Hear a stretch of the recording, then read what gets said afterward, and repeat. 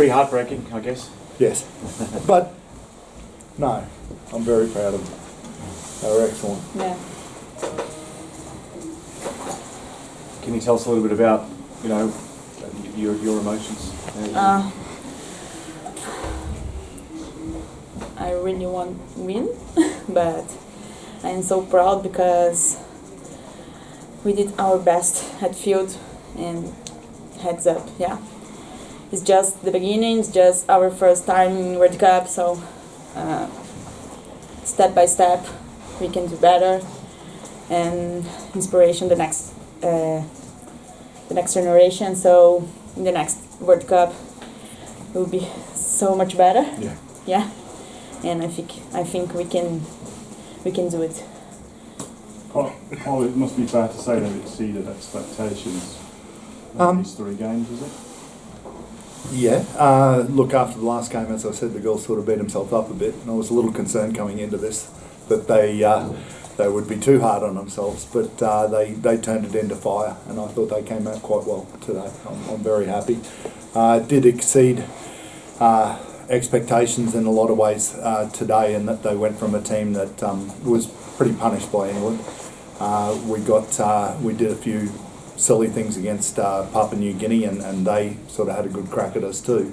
So for the girls to come back, get that experience and really do something with it was the most impressive thing I've seen for a long time. They were great today.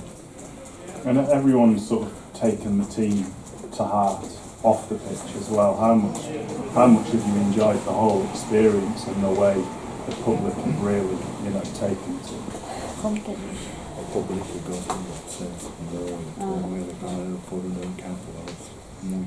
We have good dancers of TikTok.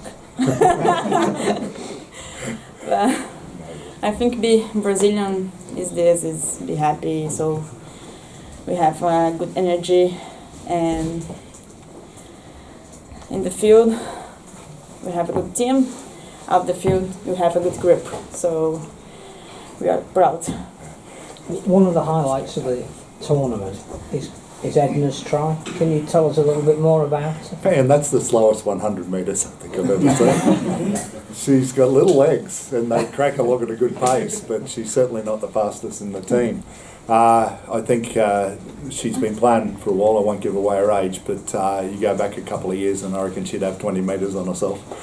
But it was a definite game changer and a mood changer for us. We were the girls weren't exhausted, but they were just waiting for that break, and Edna certainly got that for us. She was great. Would a draw have felt like a victory, really? Your first competition point? Yes, yeah. A draw would have been nicer. I was really hoping to get in position and get a field goal. It certainly was in my mind.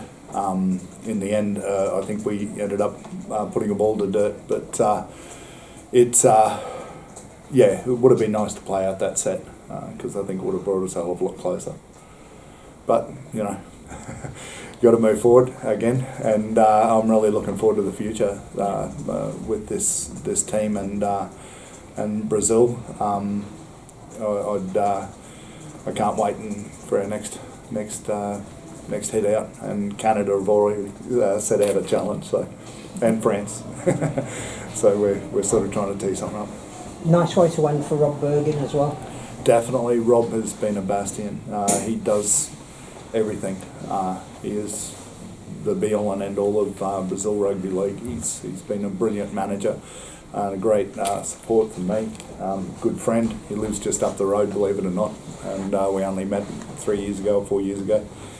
But it's a good way for him to go out, and we certainly were patting each other on the back when Butch, that's a nickname of course, Butch scored that try, the 9. She's a cracker. But yeah, he was very happy with the result. Obviously, it would have been better for a win and better for a draw, but in the end, Canada are a good team. It's just 3 years now until the next World Cup. What, in terms of the team, how do you work out those 3 years, and in terms of rugby league in Brazil, what's to come in the next 3 years? I have to work out what work will let me do. But we've got people over there now. I'm going to put a few of the girls through coaching courses and get them to spread the word a bit. We're going to obviously try and get more games under our belt before the next one. A bit of sprint training for Edna, but other than that, it's really just build back as much as we can. If I can get over there 3 or 4 times in a year, I'm doing well. But we need to build people on the ground over there. I think that's the way forward for Brazil and for the sport in the country. Could I ask about how much coverage do you think in your eyes does this tournament get over in Brazil, and how much eyes do you think you've got on the prize over back home? I wouldn't think they'd have much coverage. Rugby league is very much an unknown sport. I'm hoping that this sort of opens their eyes a bit. Obviously, a win today probably would have given us a bit better press or a bit more press, but we